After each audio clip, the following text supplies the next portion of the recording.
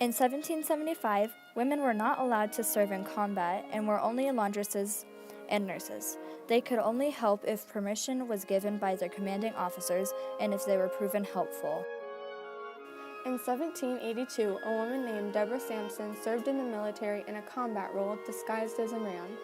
Later, after being wounded, her gender was discovered and she was honorably discharged. In 1861, during the American Civil War, women served as administrators for hospitals. They were also nurses and cooks. Women also served as spies and, when disguised as men, served as soldiers. In 1898, during the Spanish-American War, 1,500 women served as nurses in the Army hospitals. During the last 2 years of World War I, women were allowed to join the military to serve as nurses and support staff. 33,000 women officially served and 400 died in the line of duty. In 1948, the Congress passed the Women's Armed Services Integration Act, giving women permanent status in the military regulations and entitled to veterans' benefits. During World War II, more than 400,000 women served in non-combat roles, such as medics, pilots, ambulance drivers, and nurses. During the Vietnam War, women served mostly as nurses in all 5 divisions: the Army, Navy, Marines, Air Force, and Coast Guard, and all were volunteers. In 1978, women in the Navy and Marines were allowed to serve on non-combat ships as technicians, nurses, and officers. In 1991, the Congress authorized women to fly in combat missions. In 1993, women were authorized to serve on combat ships. During the War on Terror, Leanne Hester became the first woman awarded with the Silver Star for combat. Women are highly needed but are not appreciated.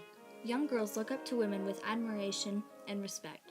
Some men think women are not supposed to be in the military, disrespect them, and make women feel bad about doing what is right.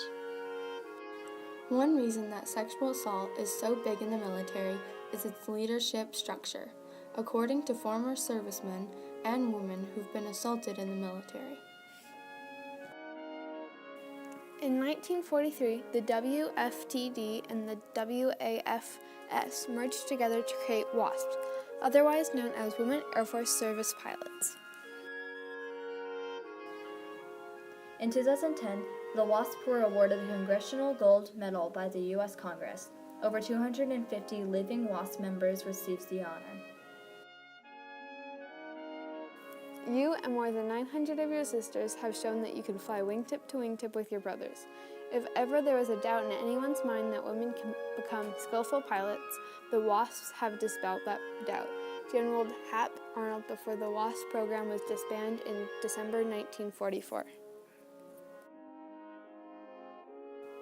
As of September 30th, 2010, 13.5% of women served in the U.S. Army, 7.5% in the Marines, 16% in the Navy, 19.2% in the Air Force, 14.6% in the Department of Defense, and 14.6% in the Coast Guard. In 2008, women were serving in Iraq, Afghanistan, Bosnia, and many more places. In 2016, women were officially allowed to serve in any division in the military, but still, in 2017, women are not allowed to apply for the draft.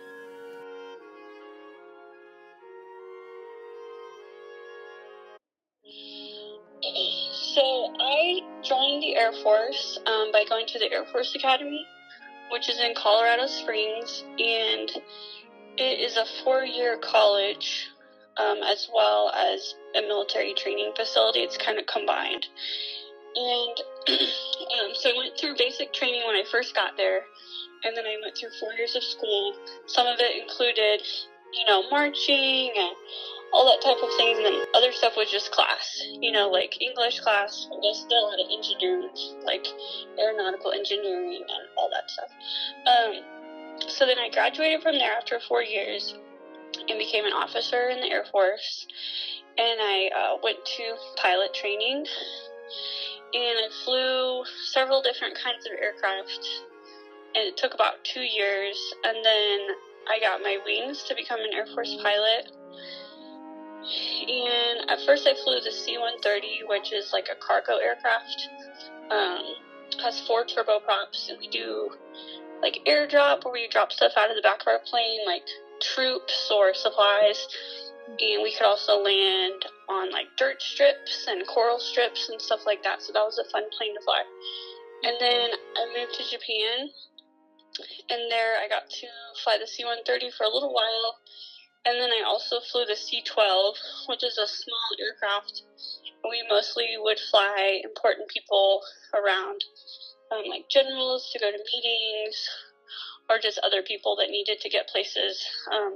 Sometimes we would do like medical evacuations. And then I was lucky enough to move to my hometown, which is Wichita, Kansas, and I switched to fly the KC-135, which does aerial refueling. So basically we have other aircraft that fly up close behind us, and then we refuel them in flight. And that's what I've been doing now. And during that time I also got married, and I have 2 children. And yeah, it's been a really exciting life.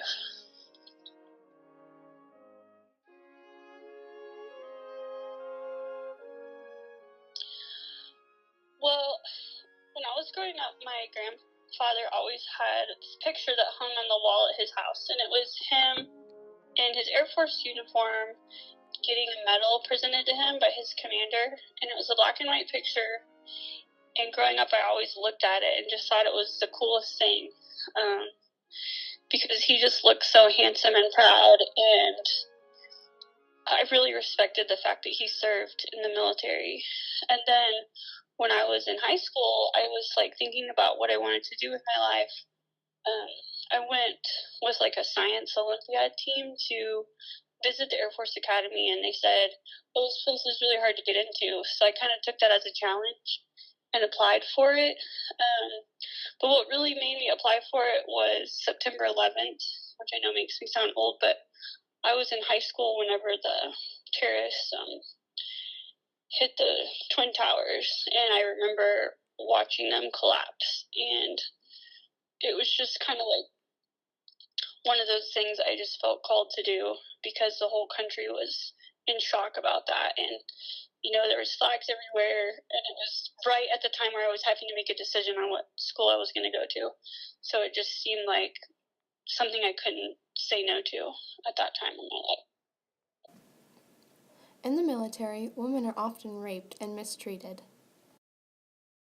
In 2016, about 6,172 sexual assault events were reported to the Pentagon. That means that 5% of women and 1% of men in active duty were sexually assaulted.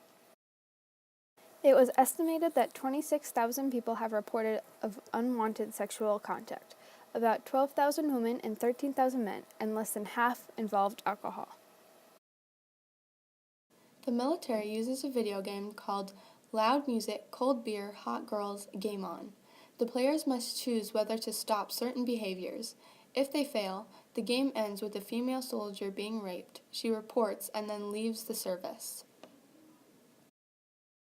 Most men are in the hospital for things like broken bones, and most women are in the hospital for things like yeast infections.